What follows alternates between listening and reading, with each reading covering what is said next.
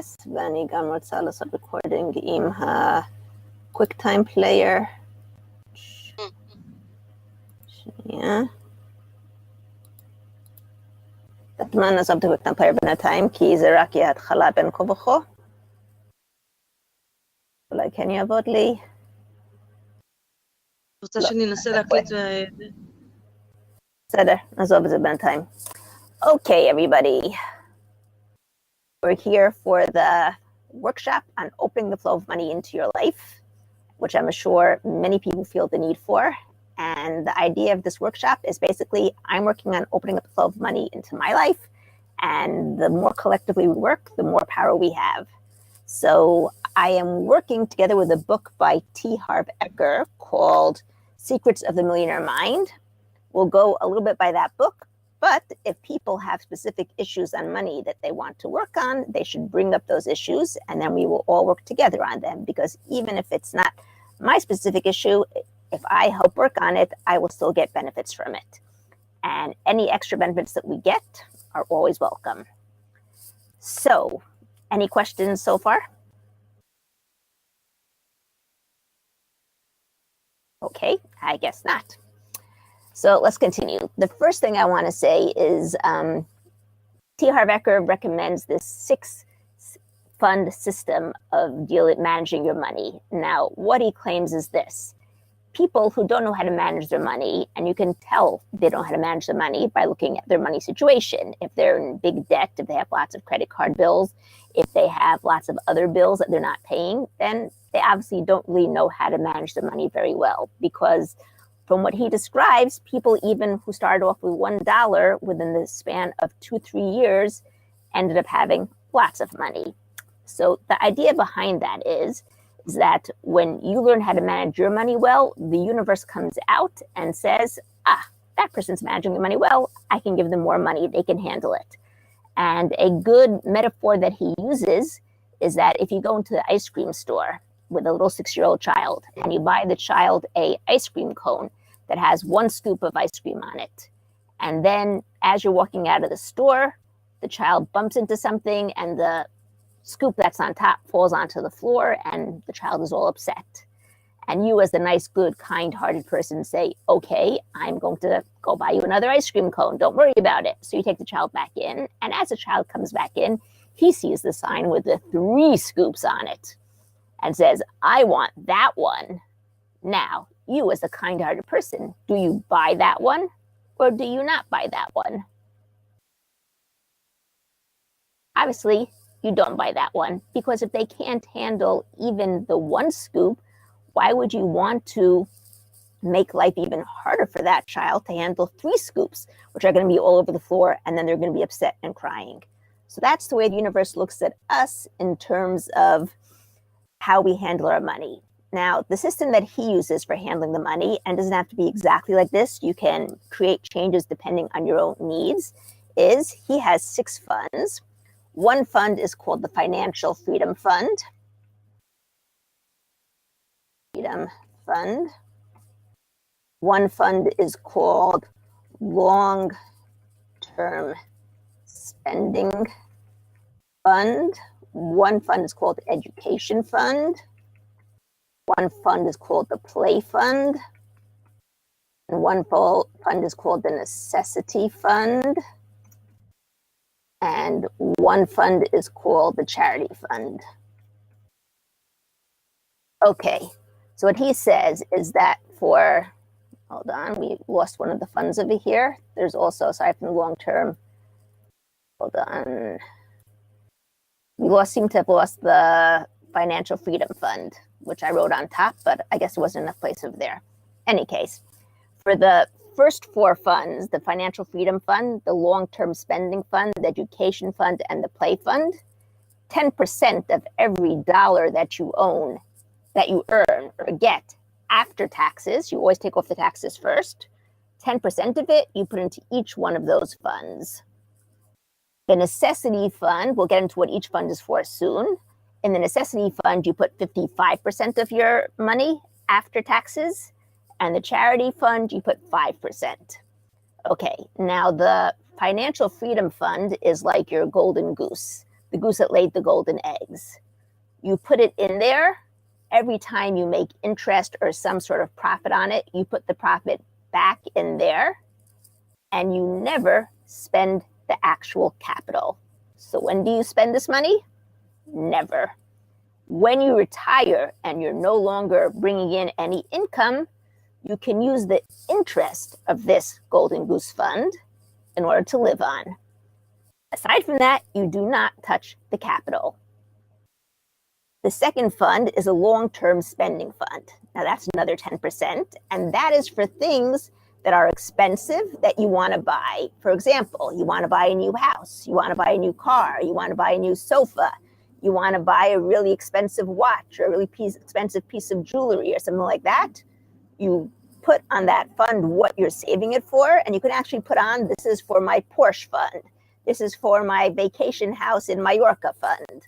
Okay, you put it aside over there, and that's the money that you use when you earn that money in order to get the thing that you want to get, which is a long-term thing. The next fund, the education fund, also 10%, and basically you would always put 10% of your money into there and use it, because if you don't educate yourself, if you're not moving forward, you're going to end up moving back, regressing. So you should constantly be educating yourself, whether it be educating yourself in your own field that you work in, whether it be educating yourself in ways of investing your money, whether it be educating yourself in something else that you really enjoy doing that you've never actually done before, that you think you might want to go into business. It doesn't make a difference. That's meant for education, for the cost of the education, for the cost of going to the education, for the cost of the materials for the education, for everything involved over there. The next fund is called the Play Fund. And in the Play Fund, what you say is you need to have a balance. So on the one hand, you're putting money into your Golden Goose Fund, your Financial Freedom Fund, which is, for the future. On the other hand, you want to feel that richness as well. This is where this system differs from most other systems, because in the Play Fund, you're required to use it every month, not supposed to leave it over. I mean, I suppose if you want to save up for something specific, well, that would already be in the long-term spending fund. You could, but this is for having fun. So it's like, imagine you're going to a restaurant and you buy the most expensive meal, if that's what makes you happy. Or you go to the spa and you ask for all the different massages plus dinner at the end. Or you go, he gives an example, I've never been to a restaurant like that, so I couldn't say, but there's a specific place in the menu where you can have the meal where you don't even know how much it costs. It's so expensive. So something that would really make you splurge, make you feel really, really rich, make you feel like you have all the money in the world. Hello. Now, hi there, Hassan, how are you? We've kind of started. You can catch up on we're talking about the 6 funds that we're supposed to create first. What I mentioned before as well is that we're going to be going along with the book, but if you have any specific issues that you want to work on in terms of money, bring them up and we'll all tap together. We are videoing this so that people who have signed up or who still want to sign up can watch it and continue along with us. And I think that the more people we get to work together, the better results we're going to have, because there's a collective, something about the collective work together that makes it greater than the sum of all the parts on their own. Okay, so we were in the middle of the Play Fund, where we're talking about how it's important to also have that fund where we know that we can play with. We can do things that we really enjoy that we would normally not do, and we can do it guilt-free, which for me was a big thing, because in general, I would, always have the money for the necessities. I'd always have the money for, the extras I needed for my children. But for me to go out and do something that I really enjoy for myself guilt-free, that was very difficult for me. But here, it's like saying you have to do it. You have to use it. So it becomes totally guilt-free. And by the way, next week when I go to a lot with my children, we're going to go scuba diving with that money. So that's for good fun, for playing. The next fund is called the Necessity Fund, and that's 55% of your earnings. And that goes for all the necessities, the bills that you have to pay, if you have credit card bill debts, you take that from the credit card debts. If you have any type of, necessity in terms of going to the dentist, things like that, that comes from the Necessity Fund. And then the last 5% is Charity Fund. Now, I know in terms of the Jewish law, it's usually 10% for charity, But at the same time, I asked my rabbis, who I usually go to for wherever I need some advice about things, and they said if I volunteer, that's counted like charity. It's like giving my time, which is just as good. So if you don't have the money for charity, do volunteer work. Give of your time to somebody else, and that's considered like charity as well. Some people prefer changing the charity fund to be 10% and making necessity fund 50%, or changing one of the other funds to 5%, that's also fine. Those are little things you can do to change based on your own personal needs and your own personal belief systems. But the important thing over here is that you're learning how to manage your money. Whether you do it once a month, once a week, every day, that's up to you to decide. And I'll just give you a little silly story, is that I was so excited about this. I went to my bank and I opened up 6 funds, 6 different accounts over there, and I had one main account, and every week I would figure out all the money that I earned, and I would start dividing it out. And I didn't realize that if you do more than 6 transactions, it costs $10 per transaction. And if you do too many transactions, they close your fund. So I got this email suddenly saying, we're going to close your fund if you make any more transactions because you already reached your limit. And I'm like, what do you mean I reached my limit? What do you mean it's costing me extra $110? Lesson learned. Number one, look into all the details before you do things. Second lesson learned is I called up the bank twice. After calling up the bank twice, I managed to get them to pay me back $100 of the $110. So my fine at the end was only $10, which I would have rather not paid too, but it was a lesson learned. Now, one of the things we're going to get into later on is that people with rich mindsets learn from the mistakes and move on. People with poor mindsets harbor on all their mistakes. They never end up moving on. They keep beating themselves up. And so I spent 2 phone calls getting back the $100, and now I'm moving on. Skip the $10, happen, and now I learned my lesson. I'm moving on from there. Okay. Now, aside from this 6-fund system of managing your money, you have to also understand something about how your life is, how your money worth is actually figured out. So you have your regular income that you get in every week or every month, however it is that you do it. And that money is called your active income. Now you have to understand that the active income is not what makes you rich, because you can be earning $100,000 a month and you could still be poor. It's a known factor that as you earn more money, your expenses tend to go up because you feel you have more money. So you feel you can spend more money. So then you spend more money and you end up with just as little money as you did before. This all goes back to the blueprint that you have inside of you. Okay, we'll get to that too. Now, aside from the active money that you're actually earning, you then have the passive money.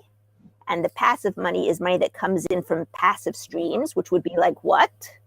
Passive streams would be things like stocks, things like real estate that you own, things like courses that you offered online that you're now selling without having, it's any money that you can get without having to do work for it anymore. So if you've written a book and you're still selling it, then you're getting passive money from there. If you made a course, you videoed it and you're selling it online, you're still getting money from it, and that's called a passive source of money.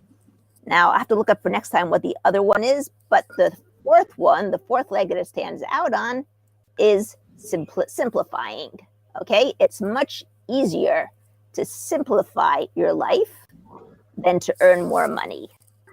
And most people want all sorts of things that they don't actually really need, whether it be the latest new car, a vacation house, a boat, a yacht, or whatever. Those are things that, number one, cost you money, and number two, are not necessities. They might be fun, but they're not necessities. And by simplifying, you are creating a system where it's easier for you to get to your final goal. Now, the final goal over here is to be wealthy, but my final goal, and according to this book as well, is to become financially free. Financially free means that you don't have to work unless you want to work, okay? So if you simplify your life and you're earning enough money through the passive streams of income to cover all the things that you want to cover, that you need in your life, that means you're financially free. And you could hypothetically just sit on the beach for the rest of your life and not have to work anymore. You might have to do little things here and there to, upkeep things, but it's still very, very minor stuff. Okay.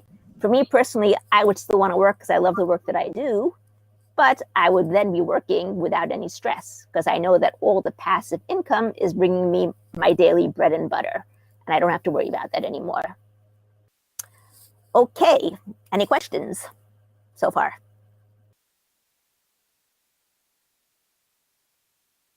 So we'll end the session over here.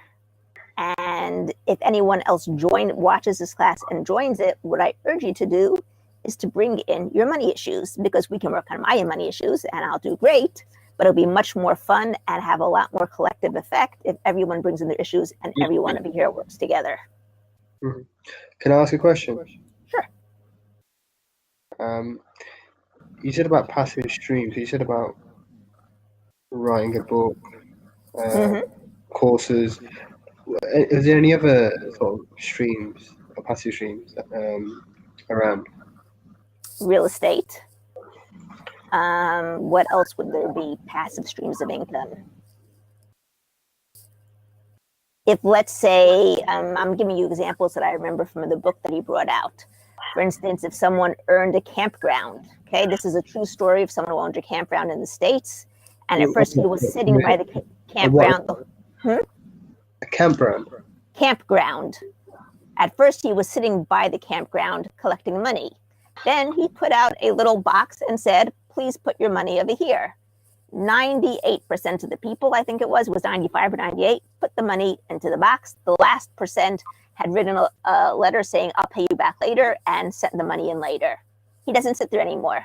He has since opened up 5 more campgrounds like that and is now camping on his own, having fun. What other thing? Any type of business where you don't have to do the work physically, where someone else is doing it, would be passive income. For instance, all the people who are my mentors, every single seminar that they give, they video. Every single video that they make, they turn it into a product that they then sell on their site, and that's passive income. They did it once, they did the work, they got money from not just, when I work on one-on-one with someone, I'm working with one person, getting the money from one person. They work with, let's say, 30 people, 50 people, 100 people, who are all paying them tuition for the seminar. So they get all that money. So multiply, it's like time that's multiplied. They video it and they sell it, and then they no longer have to deal with it anymore. It's online. They have an online system which just sells it.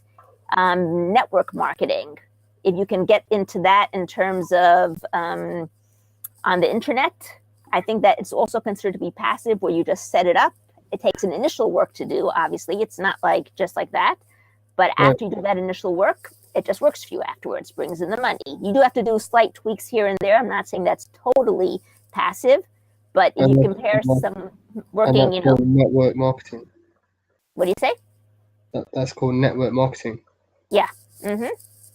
Okay, what about digital marketing? Is there something about digital marketing? Is that something as well? I think it's pretty similar. Yeah. Okay. Anything that you can put on the internet and create a system where it's selling on its own and you don't have to do very much with it is considered passive income. Right, because I came across something last night about digital marketing. No, it's actually this morning. Digital marketing. Okay. You can do. I mean, I don't really know much about it at the moment, but I'm kind of going to do a little bit of research around. You can do it online, and people can make money out of it and stuff like that. And explore that a little bit. Yeah. Also, you mentioned about the fund system. Right. Okay, so the different areas. Would I need to go back and watch the whole video? Well, let me go back one more time about the fund system. Okay, there were 6 different accounts that you would make. One is the Golden Goose Fund, which is the future holding goose fund. Right. It means that it's the goose that's going to lay you the golden eggs. All right. You never touch the capital. You just add to the capital. Once you retire, you use the interest to live on, but you keep the capital there to continue earning you money. Okay, that's one that got erased somehow. I'm not sure why. After that comes a long-term spending fund, the education fund, the play fund, the necessity fund, and the charity fund. For me, once after I made that mistake in the bank, I decided I'm definitely not going to make that mistake again. I then made a spreadsheet, an Excel spreadsheet. And what I do is every time someone gives me money, I right away divide it up on the Excel sheet. I have, 6 different columns. Each column I put down 10% of the money. At the end of the month, I add it all together. And then I look at my credit card bill and I see what matches up with what. Okay, so which fund it comes out of. So I'm not having actual accounts anymore because I realized how expensive it was to have actual accounts. Not worth it. It's not the point of the system over here, but I do it all on the Excel spreadsheet. Okay, so you have your income and expenditure all on Excel. That's correct. Now, I don't put the expenditure detail. I don't put expenditure on the Excel. I only put the income in Excel, and I divide it up into the 6 different funds. Right, okay. So okay. Okay. And then at the end of the month, I try using my credit card as much as possible for the simple reason that my credit card gives me back points. And for every point that I get back, I get cash back. So even if I only get 4 points, it's still worth it for me because those points tend to add up. I think last year I got back a few $100s in total from all the points, which I would definitely rather get those $100 than spend those $100. Okay, so can I just check this? The Goose Fund. What is it again? The Goose Fund? The Golden Goose Fund. Golden Goose. Okay. Okay, I like calling it that better than his name. The long-term spending fund. Those are for things that you want to buy in the future. What does the Golden Goose Fund mean? Golden Goose Fund is the goose that's going to lay you the golden eggs. What it means is that you keep putting money into it. The more money you put in, the more interest it will make for you. And you can use that money to create passive streams of income, which means if you want to buy, a piece of real estate with it that you're going to then rent out and the rent is going to bring you money, you can use your Golden Goose Fund for that. If you want to buy with it, use it to invest in the internet marketing or digital marketing thing, you can use it for that. But you don't use it for any of the other things. You don't use it for your regular expenses. You don't use it for your play fund, for education, for anything like that. That's not counted over there. And in general, you're not supposed to touch the Golden Goose Fund till you retire, unless, of course, it's invested to create more passive income, because that's going to increase your Golden Goose Fund, the passive income. And then even after you retire, you never touch the capital. You only touch the interest. Okay, so it's continuing to create more and more money for you till the end of your life. And you have something to give over to your children if you have children. You understand? Yeah. Okay, now, if you notice, he does not make an emergency fund. Why does he not make an emergency fund? Because what you focus on grows. Make an emergency fund, you'll have tons of emergencies. Yeah. We don't want the emergencies. We want to focus on the play fund because we want to have lots of fun. We want to focus on education because the more you educate yourself, the better off you're going to be. You either grow forwards or backwards. You don't stay in the same place. We want to focus on the long-term spending fund because then we'll have more money to buy the things we want in life in general, like, big items. But we do not want to focus on emergencies. Right, okay. Okay, now with the necessity fund, you would still put in, I usually put in 60% of my money into the necessity fund, and instead of charity, I give free sessions. Free sessions are like charity. It's my time, which would normally pay me money, and I'm not getting money, so it's, in my opinion, a charity. So I put 60% into the necessity fund, and I don't have the charity fund. That doesn't mean that I don't also give money to charities when they come about and I have extra money. I still do, but I don't put every month into there specifically. Now, one other thing that you have is a money magnet jar, okay? In this money magnet jar, I put in here whatever change I have in my pocket at the end of every day. Once again, whatever you focus on grows. I'm focusing on being a money magnet, so that's what's going to grow. You don't have to use such a beautiful jar like this. I mean, I know this looks like something like a third grader made in an art project. Was my pottery class, didn't come out so good, but works great as a money magnet jar. So in your necessity fund, you put 60% of your income. I put 60% of my income, yeah. Okay. And then you have the emergency fund. No emergency fund. Oh, Remember, we don't want to focus on emergencies. You don't okay. want to focus So you there. got group fund, long-term fund, necessity fund. Mm-hmm. Yeah, you got the money magnet jar. Mm-hmm. Is there anything else that I'm missing? And the golden goose fund. Ah, the golden goose fund. So you got golden goose fund, long-term fund, and necessity. Three things. No, golden goose fund, long-term spending fund, education fund, Oh, education fund. Okay. play fund, and the necessity fund. And charity fund, figure out for yourself how you do the charity. Charity is important, but figure out for yourself what's the best way of doing it. Okay, and if you only have $1 to your name, start it with $1. Start it with however much money you can start it with. Just do it. And the education fund, how much did you put in that then? 10%. It's 10% in the Golden Goose Fund, 10% in the Long-Term Spending Fund, 10% in the Education Fund, 10% in the Play Fund, 10% in the Necessity Fund. 60% in the necessity. For me, it's 60%. He says 55%. I change it to 60%, and I do charity on the side for my charity fund. So 10% goose fund, 10% long-term fund, 10% education, 10% play fund. Right? And I do 60% in my necessity fund. Now, the 60% in the necessity fund, you don't have to finish it every month. Okay? If you have extra, use it for the next month for whatever you need. Okay? But leave it in the necessity fund. Right, and then in the charity fund, that's ideas that I come up with myself, yeah? So he says put 5% in.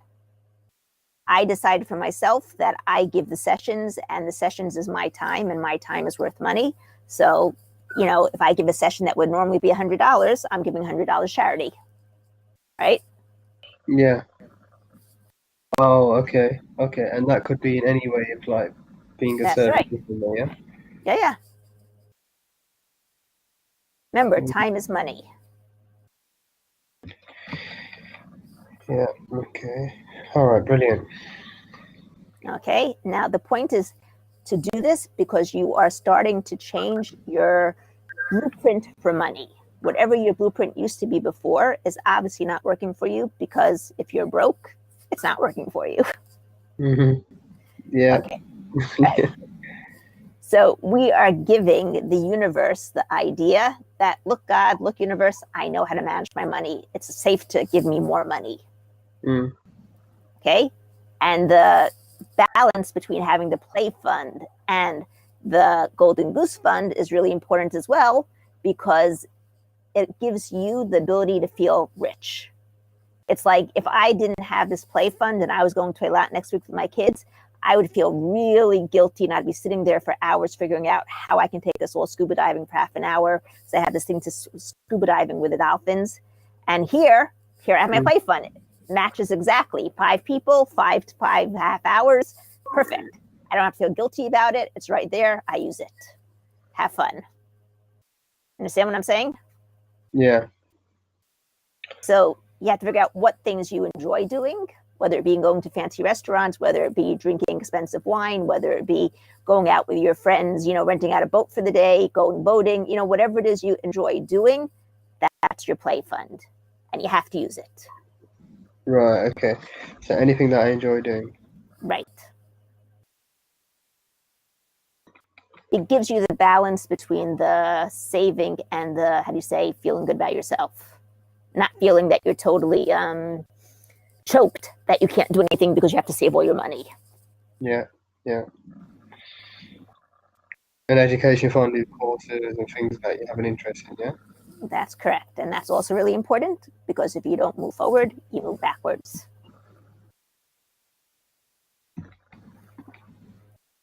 And for you, if you want to go into, branding your name or something like that, you might want to first take some course on how to market yourself.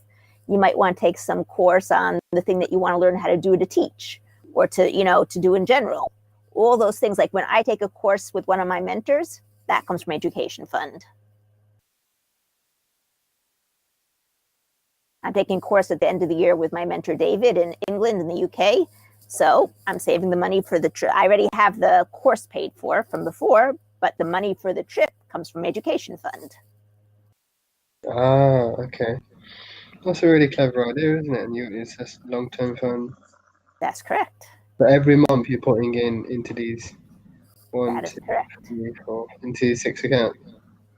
So you figure out how it works best for you. As I said, I was doing it every week. Didn't work because it cost me too much money. So now, every time someone pays me, I go to my Excel sheet and I divide it out into the 6 funds. Mm. Every time I have a session that's paid for, that someone pays, right away, divide it out. Ah, okay. And I suppose that becomes a bit of a project then, doesn't it? Because you want to see it grow, right? That's correct. Yeah. That's correct. You're focusing on it. And I'm focusing on the play part and on the golden goose part. Those are my 2, and education part too, because I love to take more courses. And I always have that problem of, do I buy the course? Do I not buy the course? Do I buy the course? Do I not buy the course? Yeah, that makes sense. All right, cool. So this way I don't have to feel guilty about it anymore. I have the money in the education fund. Great. I buy it. Yeah, okay. Are we going to do anything in this session? Or? What your homework is for next week is to come up with all the beliefs you have around money. Whether it be money is hard to come by, whether you believe rich people are mean, whether you believe if you're rich, then you can't be a good person. All these spiritual things that spiritual leaders try to teach you sometimes. Of course, they're also the ones who are always asking you for your money. So go figure. So I want to write down all the things that I have, all the beliefs that I have around money. All the limiting beliefs, yeah? All the beliefs you have about money, we'll bring them in. I don't know if we'll be able to get to all of them at one time, but we will work through each of the beliefs till we turn the belief around. And if we have a week where we don't have any beliefs specifically, we'll go through the book because he has a whole bunch of beliefs that are different between poor people, middle class people, and rich people. It's called Secrets of the Millionaire Mind by T. Harv Eker. Highly recommend it. Yeah, I know that guy. He's quite famous and he's quite popular in the personal development circuit. Yeah, Secrets of the Millionaire Mind. Right, he's the one who I took the 6 funds from, which really makes sense to me. The whole idea. I don't know why I never thought of that myself. See, that's where education comes in. Yeah. Secrets of the Millionaire Mind. Yeah. Yep. Is it T. Harv Eker. T. Harv. Okay, brilliant. So I highly recommend it. I think you can even read it online. You don't have to necessarily buy the book. I shouldn't be saying that online over here because, I don't want to hurt him or anything, but for someone who doesn't have the money to buy it, so get it online. And are we going to have sessions? How many sessions are we going to have doing this? As long as it takes for us to make our money. Right. Okay, brilliant. As long as we still have issues to work on, we'll be working on them. All right, fantastic. Okay, so it'll be same time next week. Same time, and hopefully more people will join us because the more people we are from all over the world, the more collective the work is. Yeah. I've got a few people that I can ask as well, so I'm gonna put. Okay, great. The word out, great. So let me know, because if there's a specific time slot that you prefer having rather than this time, I don't mind moving it.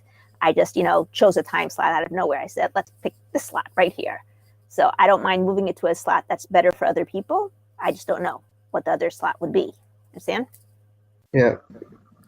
But if you can bring more people, that would be great, because my opinion, the more people you have here, the more collective the work, the stronger the work. It's like the same thing. I mean, I don't know if you have it in Islam, but in Judaism, there's a thing about praying together with the whole community as opposed to praying by yourself. Definitely. No, I completely agree with that. 100%. Yeah. I think it has more of an impact, doesn't it? I think it definitely has more of an impact, number one, and number two, you come up with more beliefs, which you might not even have known that you had, until someone brings it up, goes, "Oh yeah, that's right, I work by that too." So and then you get rid of it. Yeah. So, okay. Yeah. Great. So let me know, and I will. If you don't let me know a specific time, then we're just going to do the same time, because for me this time works. I don't mind changing the time if some people tell me they prefer a different time, but they have to tell me. Okay. I mean, this time works. Yeah, it's good. It's good time. Okay, great. Yeah. So take care. I'll see you in any case, and we'll see you next week. It's not going to be Wednesday. Next week it's going to be Thursday, because next week I'm only coming home from a lot on Wednesday evening. So I Oh, won't be doing it. next Thursday. Right. So next week it'll be Thursday probably. Okay. And I So want to do it on a weekly basis. I want to keep it up. That's the best Okay. way of doing things, to keep it up. Yeah. So will you confirm the date? Will you confirm it will be next Thursday or? Yes. Well, you'll get an email. You're signed up for it, so you're going to get an email. All right, brilliant. You're signed up as a learner now, so all my Yeah. learners get the email of when the next course is. Okay. Okay. All right. Okay. Great. Brilliant. Brilliant. Take care. Have a Take great care. day. Bye-bye. Bye-bye. Don't forget, if you like this video, leave a like down below, subscribe to my channel, or subscribe to my newsletter. The address is right down below over there. Have a great week.